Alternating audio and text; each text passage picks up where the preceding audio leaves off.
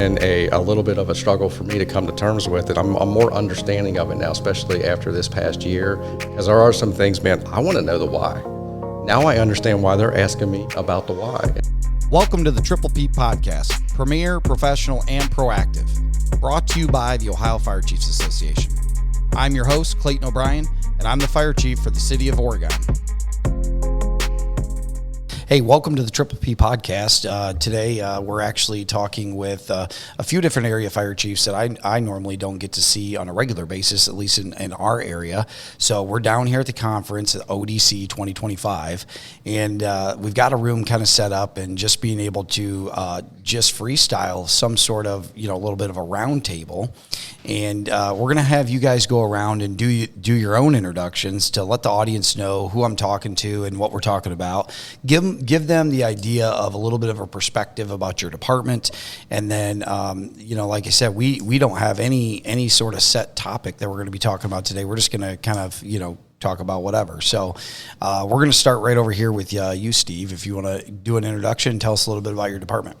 Sure. Steve Agenbrode, Fire Chief of the Clear Creek Fire District in Southwest Ohio. We're about 20 minutes south of Dayton, 30 minutes north of Cincinnati, right on I-75. Just opened our fourth station. That was quite the project, getting that done. Actually, it was a near 20-year project when you went back and looked at some memos of when they first started talking about buying land until the station opened up. So that was a pretty exciting time for us to open that fourth station. We cover 47 square miles, 69 total personnel, 67 uniform, 2 civilian, all career. All right. Well, hey, thanks. Welcome, Steve. I appreciate you doing this. Dave, we'll jump over to you. Dave Jetter, Chief, Miami Township Fire and EMS, Clermont County, one of several Miami Townships in the state, but the best of Miami Townships in the state. There's a lot of them, ain't there? Yes, there is. Or yes, there are. So we're a 4-station department, combination, 63 career personnel plus executive staff and supplemented by part-time.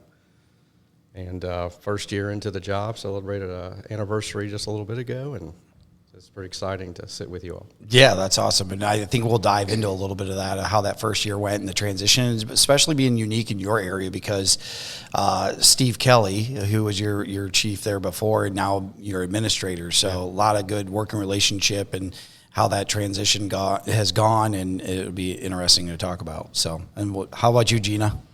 My name is Gina DeVito Staub. I work for Woodmere Fire Department. It's in Cuyahoga County. I was the first female in Cuyahoga County to be a fire chief, which is really exciting. It's a very small department, 1 mile square, all part-time. So we're all trying to figure out how to make things work, especially with the majority of my department being full-time elsewhere. We are just outside of Cleveland in one of the burbs, and the circle's right off of 271 corridor. Okay. So you're full-time at another department and then chief at this department, right? No? Yes. Yes and no. So okay. In October, it'll be 1 year since I've been officially retired from Twinsburg Fire Department, where I retired out as a shift commander. Okay. And that was a combination department, pretty much more all career because there's not that many part-timers nowadays. Ran about 4,000 calls between 2 stations. Okay. Now, you taught a class here at the conference this year, right? I did. Yeah, what was that? Originally it was Be Kind, Inclusivity in the Firehouse, but it actually came across, I changed the title at last minute, was pretty much Don't Be an Ass. Part of the topic of that was mental wellness, because we talk about all of these bad calls and things like that are causing a lot of our mental problems.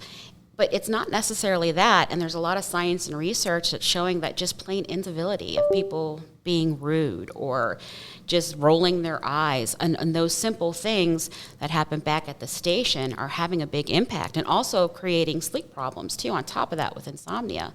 So it was just Sarah Janke, she worked for Science to Station, and if you're aware of her research is amazing. I love it.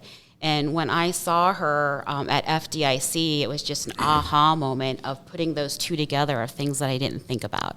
So I was just, how can I make this happen? How can I bring it here? How can I kind of share it? So. Well, and that does make a big, I think you make a good point, because Don't Be an Ass is kind of like right along with the fact that so much downtime in the fire stations that, we talk about culture all the time. So if we talk about culture, then individuals aren't comfortable at the fire station, then they'll never come back. And if there's that and there's always those cliques in the fire department, and to try to break those down, I think that is probably a pretty good start for people to be at least in tune to what could potentially be happening in the fire stations. Yeah, in my history, at most departments, I was either one or two of the females that were there. And I don't believe in a full sterile environment. I really don't. I like to explain it as I'm Italian. At family dinner, whoever talks the loudest wins. I know that sounds terrible. We have some really heated discussions. But if we ever kind of go over the top, usually it's grandma, kind of like slap you on the head, not like mean or anything, but she'll say like, knock it off. And I think sometimes in the firehouse, we do have to have some of those, some of the passion, share some of these things, but we also do have to make sure that there's a company officer there or somebody that knows where, okay, we're finished with that, let's move on. So I like to explain it because that's just how I was raised. How easy is that? Who not? You know what I mean? Like how easy is it? Yeah, nobody wants to be the designated adult. That's right. Even when you're a supervisor, there's a whole buddy to boss program. There's books that have been written. It's a challenge, especially if you go from being their peer and then get promoted and stay on the same shift, and now you have to supervise people that are doing what they've seen you do, and you have to hold them accountable. And one of the ways I've dealt with that through the years, because everybody knows I wasn't perfect by any means, is when they would say, hey, you did the same thing and now you're telling me not to do it, I would look them in the face and be like, you're right, I did, and I knew at the time if I got caught, I would be held accountable. Now it's my job to hold you accountable. You may not think it's fair, but that's just what they pay me to do now, and it seems to be pretty receptive. Yeah, it's a growing time. I always kind of referred it to as a growing time and maturity and advancing, is that, yes, one is, you got caught, I mean, so I used to say I was smart enough not to get caught, but that didn't get received as well. Yeah. So I try to be a little, more softer and gentler. I agree, but I would say, we've all been there, and we also, even at this point in my career too, of sitting at the kitchen table and being around it is a challenge. I mean, is to where is that line at some points, because you're also trying to balance, hey, I don't want to completely make this guy feel so embarrassed, and you're really trying to slam him right there, or her, for saying that. That's just so it is a challenge. And what would you say, Dave, in your first year? In my first year, I want to touch on what you're talking about with some of the things where you do got to nip it in the bud. Yeah. But as an industry, when I first got promoted to a lieutenant back in '99. It was, hey, you're promoted. Oh, you're going to shift 3 at station 27, and good luck. There was no development. And so the only development that I was experienced to, and I think it's at least common, at least in our industry back where we live, Steve, in Southwest, and maybe up where you are too. Northeast. Is that you developed on your own. Some people chose to develop on their own, come up with their own career path. Others just lingered. But I think today is sitting where you came from, where we all came from, is that we realized that wasn't the best way to go about learning how to be an officer, and now we have development plans, and holding people accountable is part of that development plan, where they see it happening, then they tune themselves up, maybe they tune each other up before it even gets to our office, but that becomes the norm. We're giving that expectation, and I think that's very valuable, and I think we're doing much better about that than what I remember. Yeah, I think that's a good point. Peer-to-peer accountability. With the development of it, that everybody's in tune, and if they're next level, or they want to advance every day, to be in tune to that might help. It really take it a lot off of the officer to always be that designated adult. Yeah, you were talking about the kitchen table. I went to a class yesterday morning. Chad Hollinger had sponsored it and brought in Dr. Robertson, and amazing class. Highly recommended it. Again, today I recommend it to a number of people to go to. I'd love to see him come back next year and be a keynote. It was great. It was a lot of the neuro-linguistic training and things that you hear from a bunch of different people, but he brought a whole new perspective on some things that I'd never heard before. Yeah, I stopped by the booth. It was good. It just clicked for me, and I was like, wow, that was great. But one of the things he talked about, he used the graphic to talk about where we were as a society at one time to where we are as a society today, and it kind of showed that people were all over with their opinions, and we were much more. If we'd sit in the station and have debates and discussions, and similar to what you were saying, Gina, at the table, but at some point somebody would say, okay, knock it off. Where the data is coming out now that it's you a lot of it's like politics. You know, if you don't believe the way I believe politically, you're wrong and dumb. Versus being able to just agree to disagree and go your separate ways and still have respect for each other. And he kind of talked about it at the kitchen table. You know, A shift might have this left-leaning view on something and how it should be, but B shift's a right-leaning view, and A shift thinks B shift's stupid. And where we used to always have the good fun, making fun of the other shifts, and you always say the shift for you, a bunch of lazy people, the shift, you have a bunch of whiny people, those things. And but now it's polarized, where if one shift wants to do one thing, that's how the whole department should run no matter what. And if we don't do it, then the other two shifts are stupid, administration's stupid, they don't agree with us, they're wrong. It's like they're developing these tribes within the department, and it's like they're part of why you hear so much complaining about things is, in society where people are having a hard time dealing with being told no or having to do something that they don't agree with or want to do. And they've not developed some of those interpersonal skills to, when my dad said, shut up or I'll pull this car over and give you something to cry about. You shut up. That's how that was. And car would get and that's how I was raised. And like you're not seeing a lot of that. So I think it's great the way we're raising our generations, and they're being heard more often, and they're being able to develop communication skills to explain themselves and have opinions. But you put them into a paramilitary organization where there's policies, procedures, and we have to work as a team, and that team's going to function a certain way. And if they don't agree with it, they don't know how to handle that. Do you think, and it's just throwing it out there, when I first started, it was one room, all the lights go on. We didn't have dividers, and yes, I was one of the only women. You see people in their skivvies. I mean, I'm happy we have our own dorm rooms now. I'm very thrilled for it. But then there are certain things that we couldn't escape each other. I mean, at the time, the department's smaller. There wasn't any place to go. So we had no choice but to get along. And you always had to have family dinner. There was a point in time, my department kind of that I retired from, kind of got away from it. And it changed the dynamics. And then we got individual dorms. So if somebody didn't like someone, they could go hide. So some of those interpersonal skills, I think we kind of lost. We gained other things. But I also think the interpersonal skills in the school system and stuff, like, they're just not as developed because we're either in our phones or the technology. We've improved in others and lost some other things. Yeah, every yin has a yang, right? I mean, how many times do you go out at the firehouse at lunchtime when they're eating lunch and they're all eating with one hand and flipping through their phone on the other? They're not conversing. They're not getting to know each other. That's what I miss the most about getting promoted is the kitchen table. Yep. Or the tailboard, or And nowadays it's much more isolated in their own little. Well, think about some of our training platforms, though. It's like we used to have hands-on training, whether it be EMS, rescue, fire. We'd be out doing something at a drill ground or whatever, but now we incorporated the record management system programs, and we do online training, and it's not a group effort online training. Each individual just has to complete it by the end of the month or something like that. That further drives to your point of we're isolating ourselves to achieve CEU credits and so forth, but at the same time, for that same training we did 20 years ago, we all had to be together, forcing those interactions and so forth, and who knows? Well, then it also depends on their generation as far as like who raised them too, because like on their parents being really old, or who raised us and how old our parents were compared to the people that we were working with, and then they come into the firehouse, but then might not have those skills or whatever, and I think one of the classes they had talked about that yesterday. It was either yesterday or Monday. They said about the he may not know how to start a chainsaw.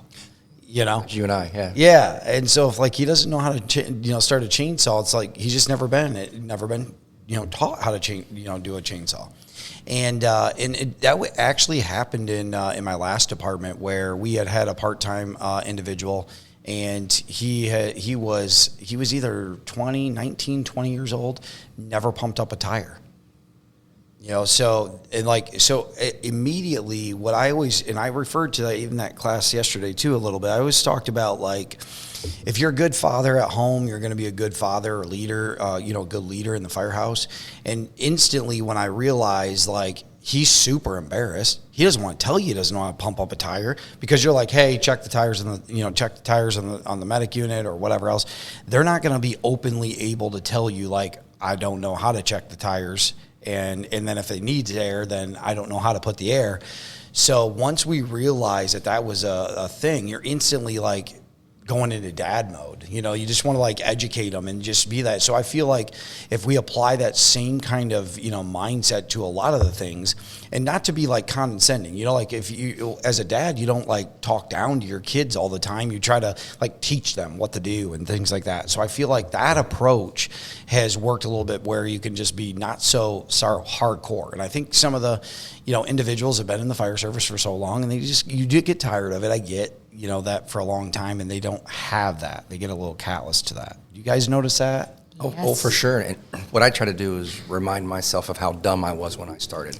And the example I use is my first time in the fire station, Captain Miller walked over and dropped a pair of bunker boots with pants pulled down over it in front of me.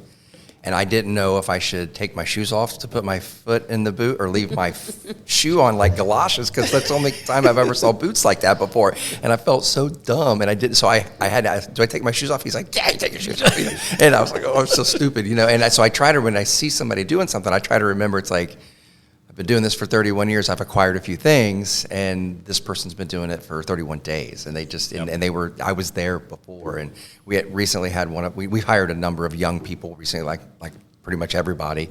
And getting that conversation, I had one of our older guys like, I'm really worried, we're losing some experienced people. We're bringing in these young people. They don't know how to start chainsaws and wash cars and that thing. And I'm like, yeah, I understand, but that's your job to train them up. I mean, really good conversation, great person. And it was like 2 weeks later, we had an issue with our scheduling app on the phone where some of the overtime messages weren't going out, and the guys had to uninstall the app and reinstall the app.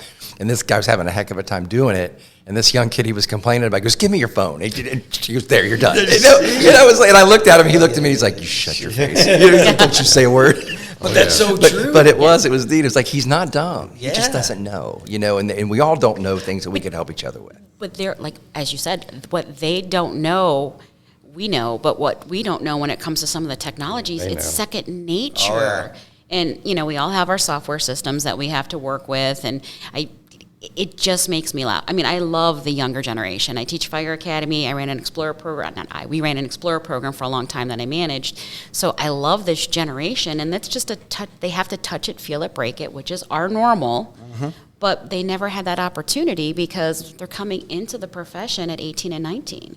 My son was working part-time fire with his EMT and fire card when he graduated, and now he's 21 working full-time, and he is one of those babies. And if you go to the department sometime, and it's an older department, and you look at them, they're 12, you're like, why is 12-year-olds working here? I mean, it's amusing. They can push all these narcotics, but they can't go drink. And that's what, at least in my neck of the woods, where we're getting most of our recruits are the younger ones, and the brains technically don't develop until 25. So when they come in, we're actually getting them at a really, really great spot. So when they look at them and see this youth, think of it the other way. We still have some really great time to mold them into some amazing people, to do some amazing service for our community. But to piggyback on the mold them, though, like that, I know it changed us to relook at our onboarding process. Yes. Or our probationary period. Yes. So like our like probationary book, if you will. What is that process? Because like back in the day when I got on the fire department, there was no probationary book. It was just like the old guy's going to tell the young guy what to do, and I'm just going to learn along the way. It was on the job training. Where now to the day where we have the probationary book that kind of has it's almost formulated like questions. You don't know what you don't know, and so and with that being said, how's the young guy supposed to ask the question if he doesn't even know that he's supposed to know that? So right. we tried to create a probationary book that would trigger these things so they could ask these senior people, because the senior guys are going to assume, because we're also guilty of that too. I learned that very quickly early on in my chief career, that you just assume that everybody acts like you or knows what you know. And that's so hard for some individuals to really understand that that's not the case. And so you can't assume that they know it, but you can't be condescending to them either at the same time. So that's how this book breaks it down. So is there any other what are some other solutions with these individuals as they come that maybe you've tried or you think that could be besides something like that of thinking about these types of onboarding things? Yeah, what we've done a bunch of different onboarding processes, from month-long academies to hybrid 2-week academy, and then you put them on shift for a period, but they don't count towards staffing, just a number of different things. And what we have found and what we've done recently, we just redid our onboarding, is the newer or the younger generation, they respond much better to one-on-one direct mentorship with someone that they can talk to, develop a relationship with, and feel comfortable going back and forth with. So because it's just, there's such a fear of looking stupid. Yeah. So many people, they don't want to ask the question or they don't want to screw up, and eventually they're going to, right? There's no doubt they're going to. Mm-hmm. And if they screw up with the person that's been mentoring them and they, do well for a while and develop that relationship, and they know when they screw up and that person doesn't cut them off at the knees or make them feel stupid, be like, hey, that's okay, you're supposed to mess up. It's better to mess up. What is it? You sweat on the training ground so you don't bleed on the fireground, kind of thing. That's what, that's about. So yeah, you messed up. Cool. That's what we're here for. That's why we're going over it. Now let me show you how to do it, and then you do it right. And then you build that up in that environment, and then then they're ready to count towards staffing and they're ready to perform. Do you have those? Is there the people that are doing the mentoring? Are they selected by you guys? They are now, yeah. Yeah, just make sure that they are consistent and that they deliver the message correctly and all that stuff. Yeah, where we pretty much geared that is from my law enforcement background, is having a field training officer. Sure. Law enforcement was really good with that. When you would get, hired by police department, they would assign you a FTO, and you worked when they worked. Yeah. And they trained you from beginning to end, and you develop that relationship. And I still have some of the best relationships with guys I used to work with who trained me, just good people. And we're starting to see that. We had similar stuff like what you have done, where you trial and error and so forth, but 10 days here or 2 months there, and then reevaluate. And it's worked where, some people just aren't going to make it. And so you learn to document, and that documentation comes in very handy. But for those that stay, it's a constant reevaluation of what you're doing, because as these younger members come in with lesser experience, we're getting used to that's our new candidate pool now. And so now we got to reevaluate. So we'll ask them about what was good about this orientation process, your preceptor process, what can we do to enhance it for the next people that come down the line. Now that's been beneficial too. But your department's kind of very similar to mine, the combination department, 60-some, but where Steve is all career. Yeah. And so, being able to assign a mentor, because maybe you're part-time, work multiple different shifts, so do you guys do a mentoring program too, and then you just assign, how does that work? Well, we used to do it whoever they happen to be working with that day, and we've learned that that's not as good as what you do when they have a regular person to talk to. Yeah. So we've gone as best possible working around Kelly days, and so we'll go 2 deep with the go-to person. We have the primary go-to person, and we have the person when that person's not there. Okay. And it almost always is one of those two is available almost all the time. So that's been beneficial, and I just thought of something that I'll have to bring back up because it goes along with this. It's escaped me. Well, we'll jump over to Gina to see, because now in a completely different part of part-time, all part-time. What is the onboarding there? What we do right now is I have a training lieutenant, and he actually works a lot of hours, so we're very grateful. And then I have a second lieutenant who is his 2 deep, his backup for when people work on his assigned shift. And usually the first 3 months, they'll come in for the 8-hour shifts, maybe once or twice a week, and they'll try to get them trained up in everything that you do, because my department, we only have 3 on shift. So it's important that they're very familiar with how our systems work, because there might be a time that 2 might be on the squad and 1 person stayed back and they might be newer. Mm-hmm. So, I'm very blessed, because my department, I have a lot of people that have been in the fire service. Probably the majority of them have at least 10 years on, which helps greatly. Definitely. One of the points when you're talking about mentors, at my previous department, I was the training captain. One of the things that we didn't think of, and we did correct, is when you assign someone a mentor, and we call them our FTOs, is we have to make sure that we do additional training with them. Yeah, 100%. Because that was the piece that we missed in the beginning. And I don't know if they even realize that or not, but when we'd have meetings again, the things that popped up, me as the training captain, I'm like, oh, wow, I never stated that expectation. I never said, okay, you need to know that this is the JPR, to what extent. So when we did have people that wasn't really meant for the fire service, we had the appropriate documentation saying, we did this JPR, it was this time period, or give them the stringent, because some of them, they didn't want to write that down. They didn't want to be responsible for getting somebody kicked out of the fire service. Not that they would get kicked out, but they were kind of fearful of that because this FTO concept was very new. So those were some of the growing pains at my previous department. But my department that I'm at now, it is just trying to get people to come in, and we found that rather than doing a full week of orientation or hours, we're all part-time, that this 8-hour block kind of works. And then when when my lieutenant is like, you know what, I think he's got good hands on it, we're good, and then he'll clear him. So I don't specifically have a certain time period. We just hired a great kid. He's 20. He's going through medic school, and he's got a fire, and he's got his fire too. But his orientation was a lot longer than other ones. And we were having, because I have a lot of older people in the department, they just looked at him and saw a baby. They're like, well, he can't be cleared to run squad on his own.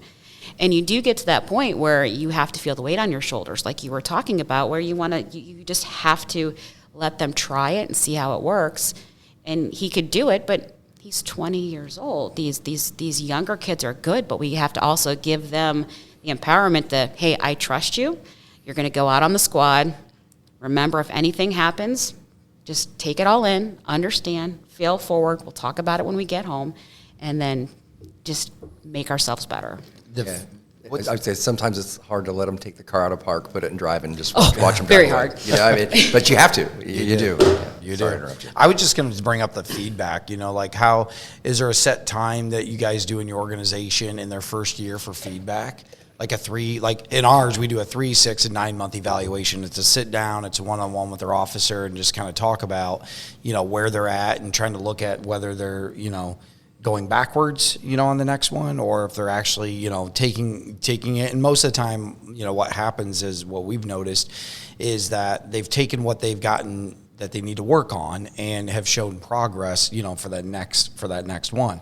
But then you're within that first year able to capture a couple things where, like, well, you were already doing really good in the 3-month one here, but now we see, like, you kind of backed up over here. Like, what happened? What's the difference? Did you guys do that too, or? So officially, we do a 6-month and 12-month evaluation. The 6 months halfway point, 1 year you get off probation, and then another thing we do is called a Chiefs checkoff. So when they get put to a shift, assigned a mentor, they have a checkoff book they have to complete. Once they complete the book and the mentor and company officer feel that person is ready to go, then they schedule a checkoff with me, and then I go out and I basically run them through anything that I want to run them through. And it's in their checkoff book, and they have to perform in front of the fire chief whatever skill the fire chief asks them to do. And then once they complete that successfully, then they've now completed their chief checkoff, and I give them a department challenge coin as like their reward. And that's now you've become a member of the crew of the department, and there's a whole kind of a ceremony thing we do with the coin. Sure. And then that's it. And then they still have to complete their probation, but that essentially lets them know that they're part of the team. And the way I start that Chiefs checkoff is we start at the kitchen table, and I just ask them a series of questions of, how are things? Do you feel like you were giving everything you needed to be successful? What challenges did you encounter? If someone was coming in, hired new today, what advice would you give them? Is there anything in the program could have done better that would have helped you be successful? I really like that a lot, because then you get the direct feedback and a little bit of time with them. I like that. Me too. That's a great idea. And really, there's a number of reasons I explained it, but also, too, in the fire service, sometimes you have people who will take the path of least resistance, and there you got to have that accountability piece. And, just like every other fire department, we would have people come in new, and they would, I'm sure you know how to do this, and they would just check the boxes, right? And it's like, wow, this guy's cleared to run. I've not seen him train or out checking. Like how's he cleared already, kind of a thing, and you were seeing that was happening. So. Sure. We had to put a piece into that accountability puzzle to close that loop, and it's been very successful. Yeah. Well, I think we beat that up pretty good. I like that.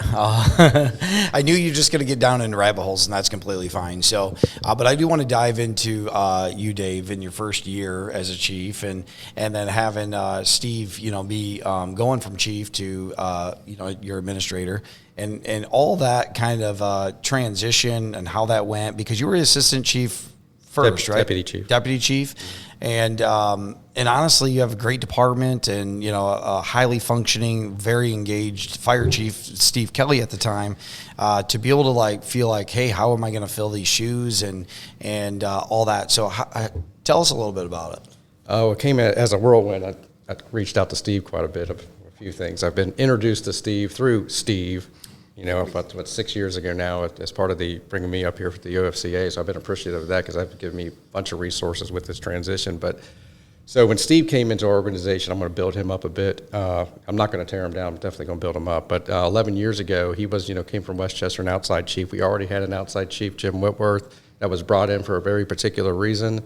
We had internal candidates that applied for the position. Me, as a very junior lieutenant, thought I'd put in for it too, and then the trustees quickly said, we're not hiring anybody from the inside, which was a genius decision. Because when Steve came in with that outside perspective, because, Chief Whitworth was there for 20 years, Steve came in with all kinds of ideas. And from the time he stepped foot through the door to the time he left as the administrator, there was nothing not going on, and there was multiple balls being juggled in the air at any given moment, which we needed because he took us from this organization where we had been for a little bit and made us what I consider to be pretty progressive. With risk reduction chief, a community paramedic in Southwest Ohio, so on and so forth. Got our first full-time fire inspector, which we didn't have any of that stuff. Hired more lieutenants, increased staffing, got new trucks, came up with a replacement schedule, you name it. And so what was nice about him, and going back to where I talked about how when I got promoted years ago, and all of us that has been around for a while, we didn't have that development program because it just wasn't common back then. He was part of that too.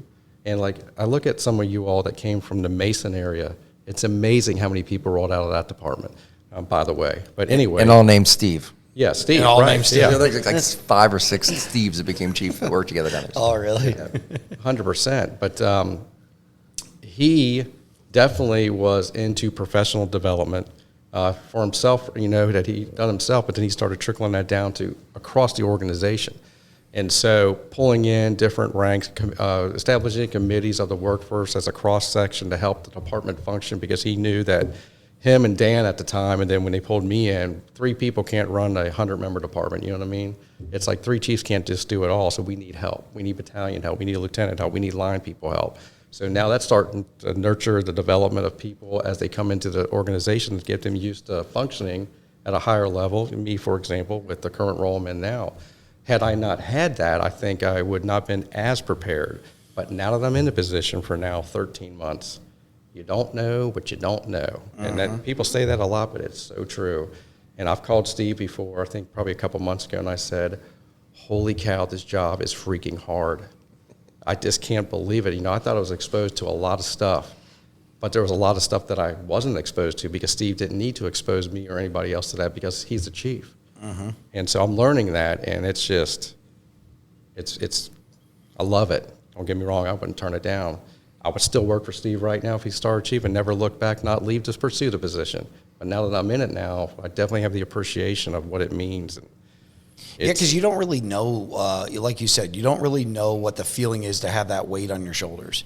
Like before, when you're, on the line or a company officer, you always had that, that buffer, all the way up until assistant chief, until you realize, now you're sitting in the chair and you're like, well, the buck stops with you, and so you want to make the best decisions for your organization, and you want it to, but you don't know what you don't know. And I described it a lot as like a deer on ice, especially in my first, couple years. I just felt like I couldn't get my footing underneath me. I'm getting pulled in all different directions because maybe my personality is just I want to do it right the first time. So yes, it might take 10, 12 steps or whatever it is, but I'm not looking to just try and check the box and have it done. I'm looking to complete it for the long term. And that was what really slowed me down initially, was where I felt like that. Do you feel like that? Like, you have a lot of processes in places, and maybe you guys can chime in here too. Like, if you felt like that, of like, because in government runs slow, and it takes, you got to do this process and this process and this process, and not knowing those processes, I had to learn what that process was.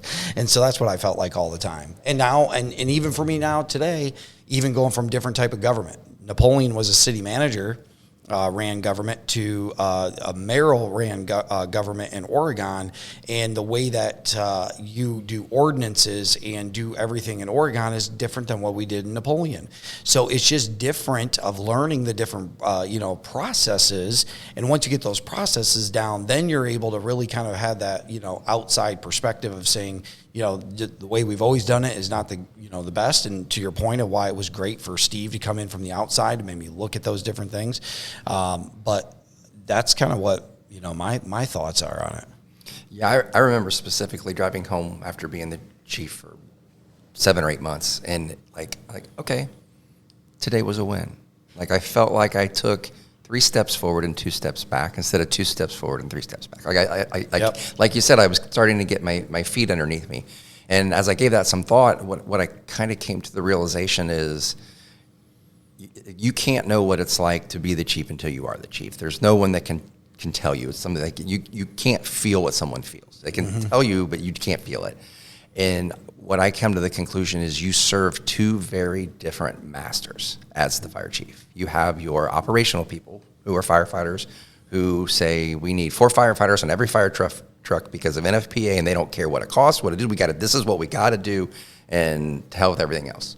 And then you have your administration and the elected officials and the community as a whole, who are taxpayers, who are like, yeah, we agree, we want a really good fire department, but there's a certain amount of taxes we're willing to pay. So you've got to be reasonable in the way that you approach things. So you're stuck in the middle trying to keep both of those groups, I hate to use the word happy, but serve both groups effectively with that.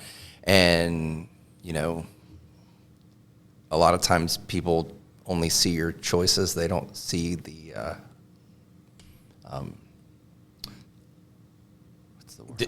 They don't see all the work that went into it, and to be able to get to the end choice. Yeah, or what the word I'm looking for is what you can choose from. Oh yeah, what's your options? Thank you so much. I had a complete brain fart there. No. Yeah, they don't see what options you have, especially the line guys, because you can't tell them things. Like you said, Steve kind of insulated you to some stuff as the deputy. Exactly. Yeah. And so a lot of times you make a decision, and specifically the firefighters are like just disgruntled about it. Mm-hmm. Well, they didn't see the options you had to choose from, and you picked the best option. Yeah. And they're like, well, you should have done this. It's like, that wasn't an option.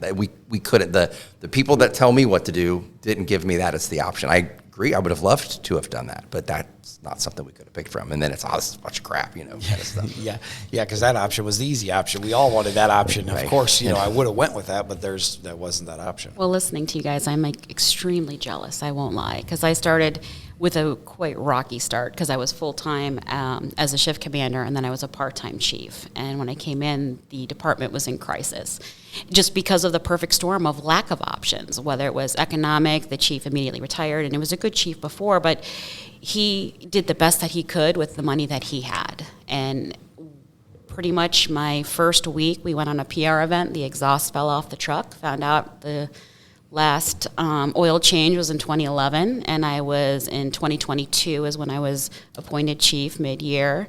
So I had to get a fire truck within the first 3 months, and I did a strategic analysis on my own of what we kind of need, risk analysis, of what we needed. So if you were there and you came back from a squad call, the only place you could wash your hands is where you brush your teeth or wash your dishes. So there was a lot of things that were in play, and we were at risk of losing our EMS license. Our med control was having some issues, and it was just walking into everything. But the good thing is I was able to learn how to kind of grow a department, because we literally started from the bottom and had to do all new SOPs, all new training, and we only had 2 paramedics, and now out of 30 people, over half are paramedics now. So it was just the growing of, oh my goodness, and the department that I came from, we were blessed. We had 2 ladder trucks. I mean, we had 2 stations. We had a lot of people. We had a great budget. And I joke with everyone because my current budget is bubblegum, wire ties, and some car change, especially when I speak to people from career departments because the staffing is expensive. But I would have loved to have, someone who say, hey, to fall in that position, do this, this, and that. What truly, truly saved me is Ohio Fire Chiefs. I'm grateful that Frank Dalton, and I used to work for Chief House way back when, kind of got me involved in this, because when I teach the fire officer classes, that instructor cadre, they were my, excuse the word, WTF person. I'm like, am I crazy? And what is this is wrong, right? Because things would come up on those hold my beer moments where you just have to talk to another person, because I was always a line union person. And now when you're at a chief, it's a different perspective. You have different bosses. And that was really new to me, because it's not just the mayor, but it's also council. But then I'm also want to make sure that we can help our people in trying to find that balance. So we're doing awesome. But yeah, I'm just sitting here like smiling at all of you guys going, oh God, that is so exciting. I wish I would have had that. That is so great. We don't have Steves in my neck of the woods. Maybe I need to find more Steves in Northeast Ohio. You can You'd never probably have like too to many go back Steves to in your be a life. chief. So That's what? A couple things that you had said in that part. That I think there was a good opportunities was that because you weren't there before, and then when you started, and then being able to kind of create that process. It was the same, in Napoleon and Oregon, we've created a lot of processes, different processes that were there before. But the transparency is what I've always felt that also wins a lot for me. I try to be as open with everything that's going on. Now I do know that you can't always talk about, some of those options that are there, or some of those closed door meetings that you do have with our bosses. But the transparency, I think they appreciate the amount of information, because a lot of times what's happening on a regular basis is that you're almost like, I try to empower them to help be a part of this solution. Like at the end of the day, a decision's got to be made. And so you can either help make that decision, or you can, just say it's not your job, or, whatever. And so when they've done that, and I think in your organization and both in the places that I've been to, the more we empower them, the more that they want to be a part of that. And I think that's a thing in the fire service that needs to change a little bit, of us being a little bit more open, of it, not the way we've always done it, because we can all be that, we've all been around for that period of time and kind of get that way. So, Well, I mean, I look at organization, 85 members. The majority of them, with 4 generations currently in our department, are millennials.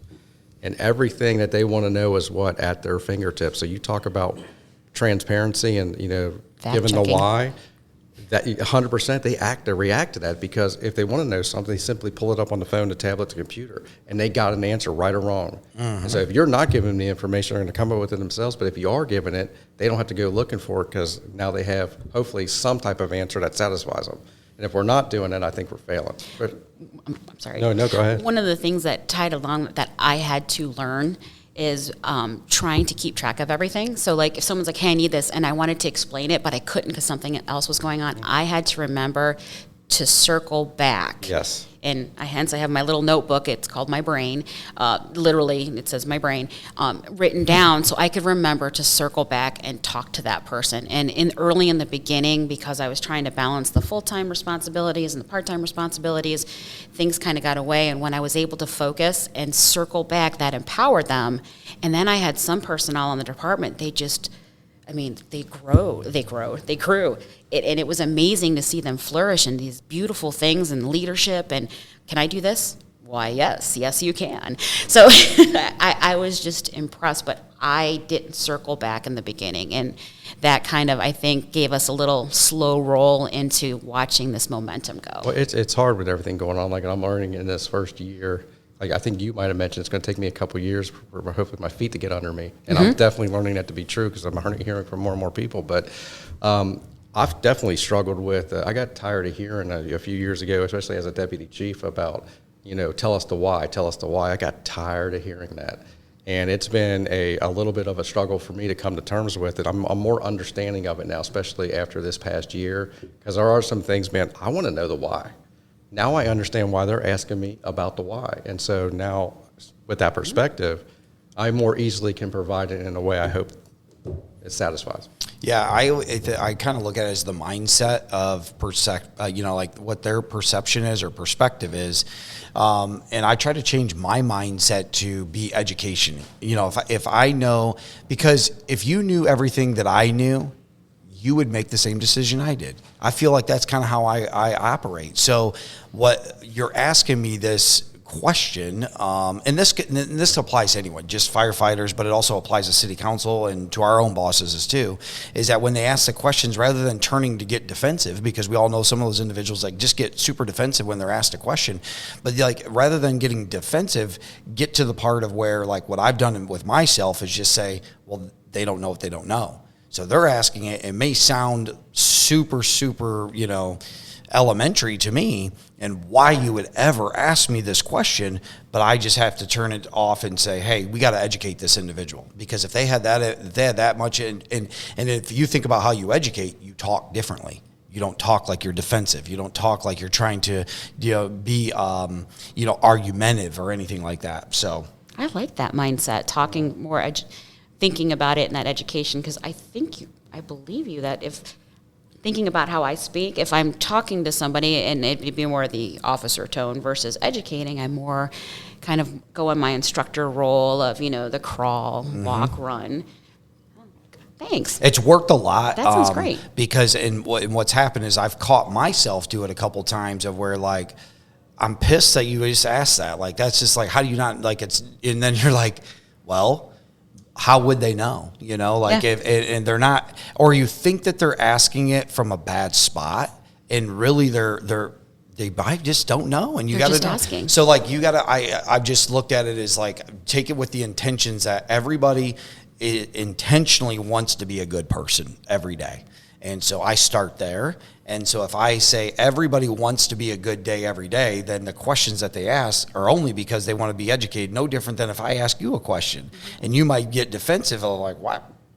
Who do you think you are to ask me that question? But you might say, well, okay, well, or why I wouldn't know it, or well, how does he not know that? Well, if I don't know it, I wouldn't, or if I already knew it, I wouldn't have asked it.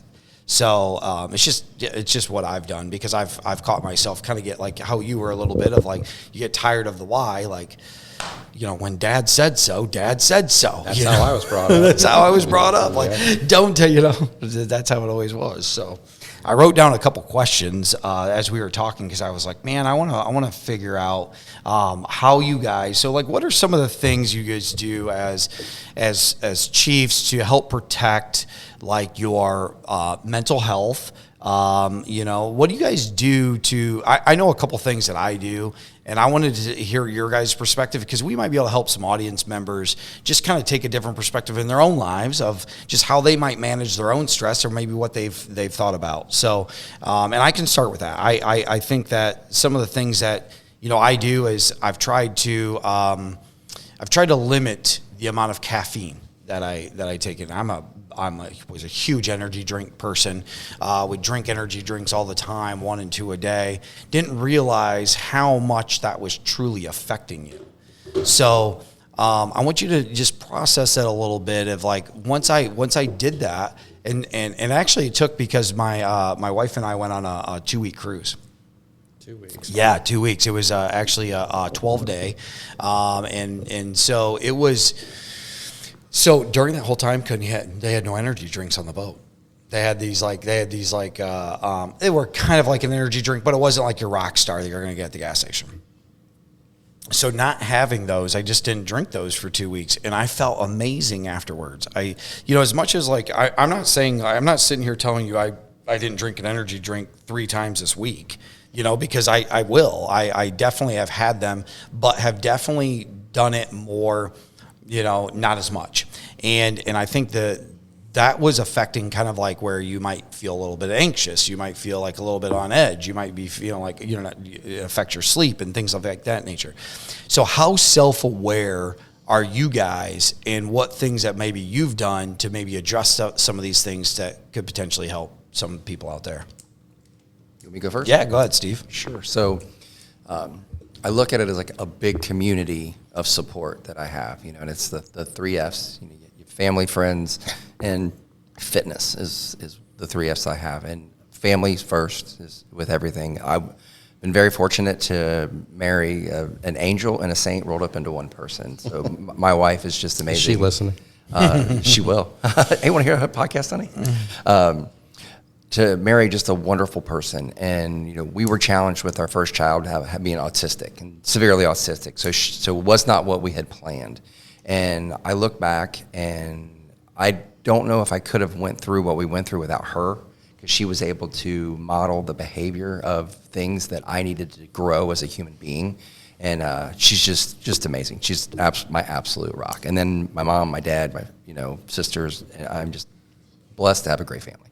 And then friends, I put that kind of in 2 buckets. I have personal friends and professional friends. So my personal friends are, again, very fortunate. I have a group of guys that I went to kindergarten with, and we're still the best of friends today. And we hang out all the time, golf, watch football, go eat chicken wings and drink beer. And when we're together, like, there's no filter.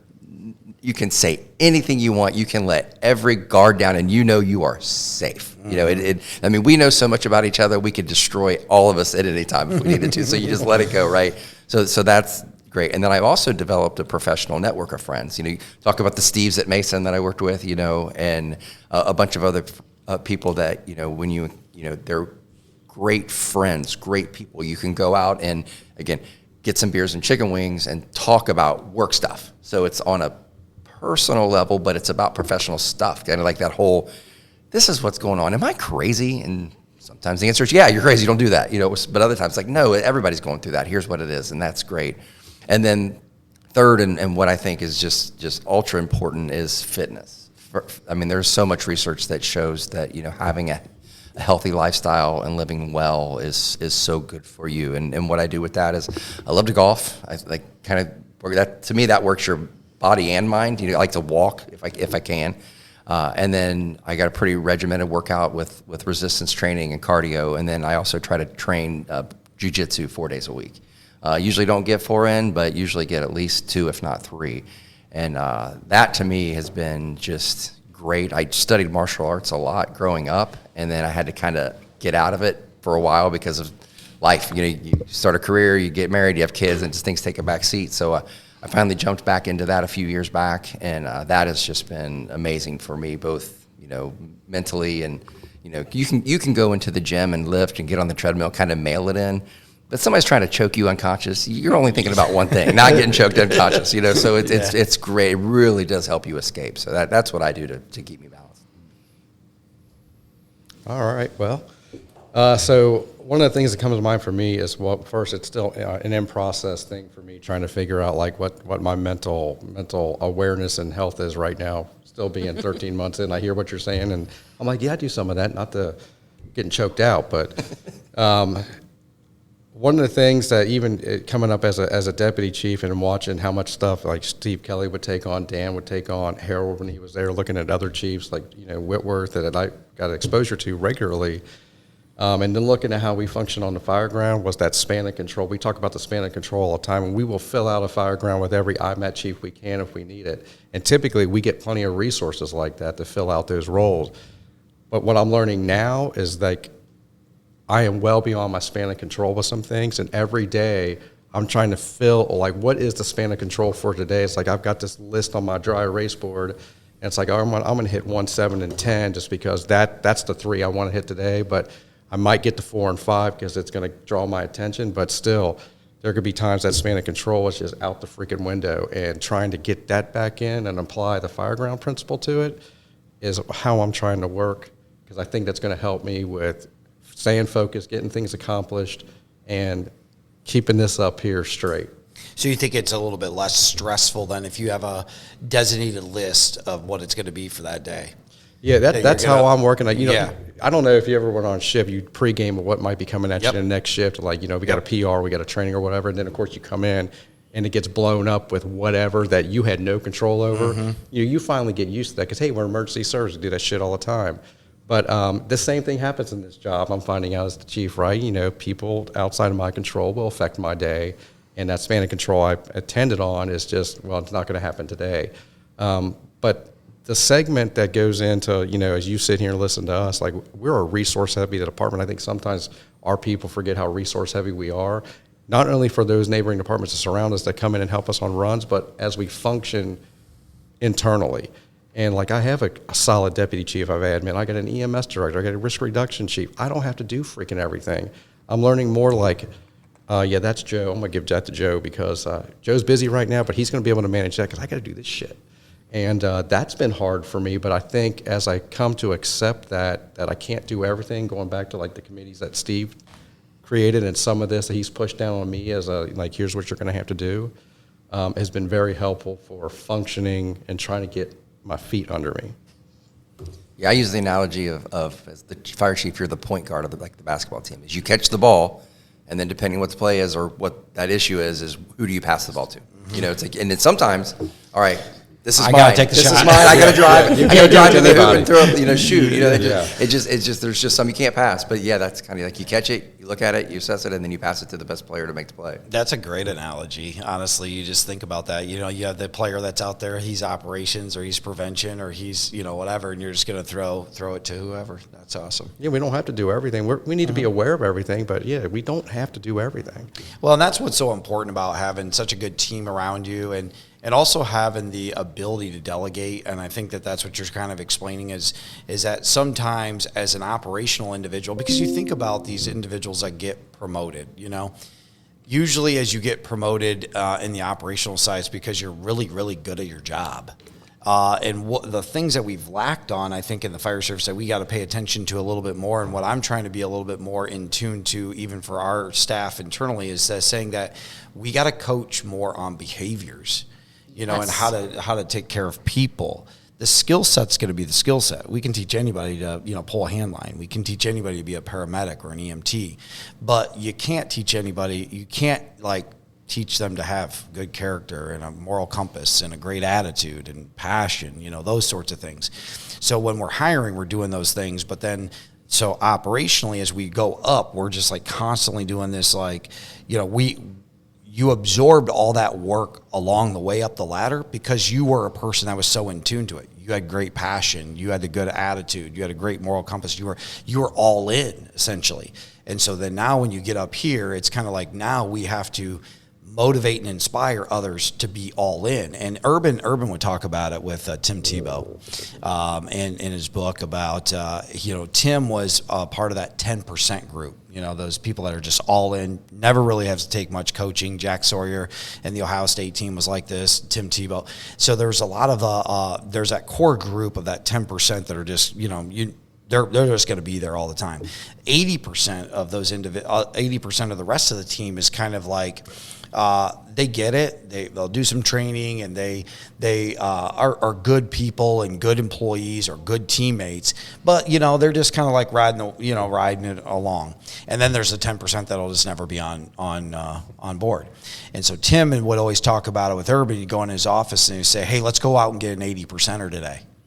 Let's go out and get an 80%er today." And then you can take that 80%er and you transition them into that 10%er, And at some point along their time in their career, they're going to transition into that 10%. And if the more of those 80%ers you can grab one by one, it's what you're going to do to inspire and motivate them. And I think the only way to be able to do that is to empower them. And through delegation, what you're talking about, if you're delegating them, it's going to be, and then trusting that there's 100 ways to skin a cat. So if they don't do it the way Dave Jetter does it, or they don't do it the way that Clayton wants it to be done, that's okay. As long as they got it done, right? Yep. And that's what I feel like is sometimes I've been trying to coach the behaviors of how some of our company officers or future company officers are going to be, our battalion chiefs, is saying, hey, it doesn't have to be that specific way because that's the way your mind worked. As long as they got it done safely and they got it done correctly, to how they got it, however they got to the finish line was okay. Yeah, I think it's important to remember, and this was some of the mistakes I made early in my career as a chief, is delegation is very important, but also don't forget about the prioritization. Because I caught myself delegating a lot of things to people, and then all of a sudden they're getting overworked and they can't get it all done. Because again, like the point guard analogy, if you're playing basketball and you pass a ball to somebody, they got a ball they're trying to shoot, and you pass them another ball, it hits them in the face.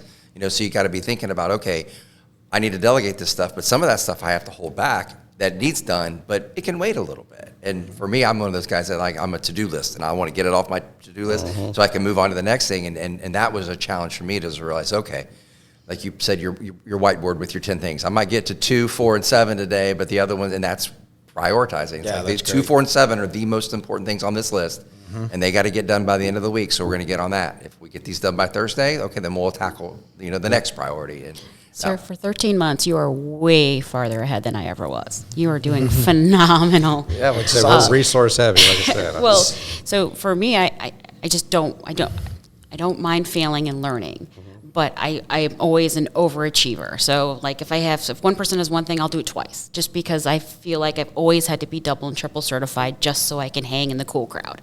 It's just how it started. I've been able to accept that now, and it's okay. But when I retired, the day before I was off the books, I was diagnosed with thyroid cancer, and then I had the fire department. Well, that delegation component, the one thing that was worth trying to work so much, because I wasn't taking care of myself the first year that I was chief and doing everything. I was just nonstop. I was running on E. And I didn't understand the delegation part. Well, when I had to go do surgeries and whatnot, I left my department literally for 3 months. And you know what? It was the best learning experience I've ever had in my entire life. They did phenomenal. Yeah. It was great because they didn't need me, but they only had a year and a half of new policies and procedures and how to do this and how to do that. And there were so many other questions I wanted to answer and give them that information. And my husband, I don't know why he puts up with me, love him dearly, but I am not the easiest person to deal with. He was like, slow down, you have to take care of you. And I'll admit that went to counseling and everything, and I desperately needed that too, because I was not good at prioritization. I was good at trying to get a job done, trying to make things better. I didn't want anyone to get hurt. So I have an assistant chief, but he's part-time too. So really my assistant chief, he does payroll and he helps with some other things, but we're all doing everything in a department. I don't have a training chief really, or I don't have an EMS person or this. We have a lieutenant, but they're part-time, or I have some firefighters with some special responsibilities. And as the chief, I'm the chief, I gotta make sure everything runs. When that happened, I'm like, wow, no one died.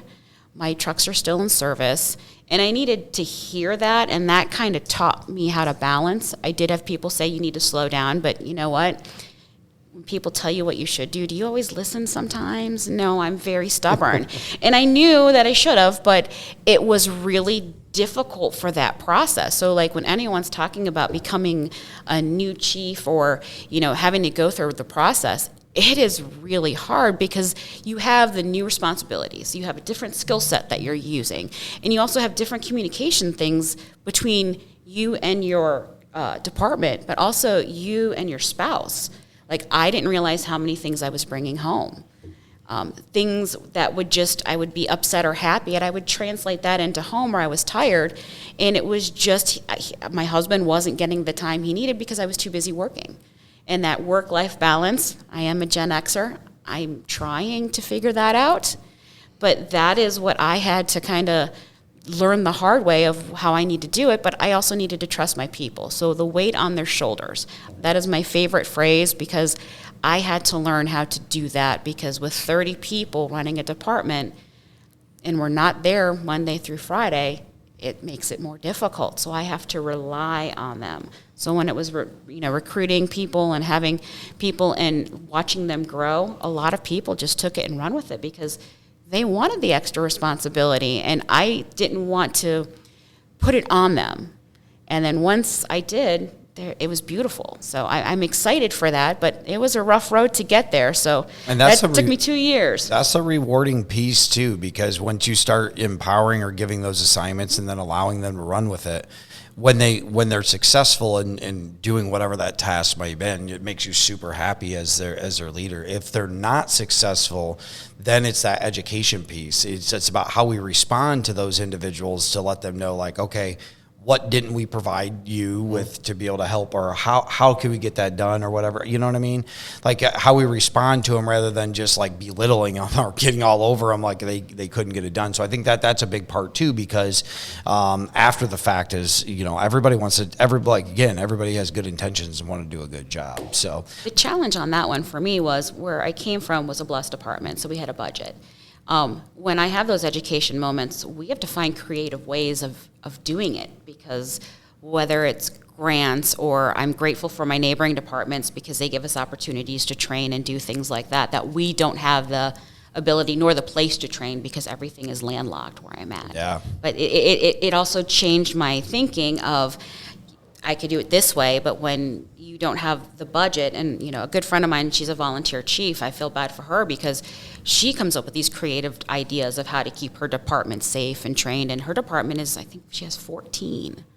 It just amazes me when I think I have it, I have a challenge and I look and I'm like, oh my gosh, she's doing 10 times better than me, and it's a quarter of my budget, what she has. Mm-hmm. I'm like, how does she stay positive and perseverance and whatnot? So it's helpful. Well, we've been talking for about an hour, so I don't want to, in interest of time, we're down here at the conference. I know that we all got different places to be, and we've all kind of have a little participation in doing some work here. But if there's anything, is there anything else burning inside that you'd like to talk about before we wrap it up? I appreciate the opportunity. Yeah, thanks Thank for you doing so this. much. I You're doing appreciate so it. good with this podcast. It's great. Yeah. I appreciate it. Well, and I'm glad that honestly, having this stuff be importable gives us a good opportunity to be down here at the conference, but also be able to sit in person makes a big difference, of how to be able to connect and get your guys' perspectives, and hopefully just makes a small little impact on somebody that, listens to the podcast and can reach out. So thank you for joining us on the Triple P podcast. I really appreciate it. Thank you. Thanks.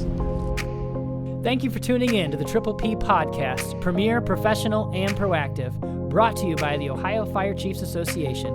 If you'd like to hear more, follow us on Spotify, Apple, Google, or wherever you get your podcasts. And if you feel so inclined, please help us spread the word by telling your fire and EMS friends about this channel.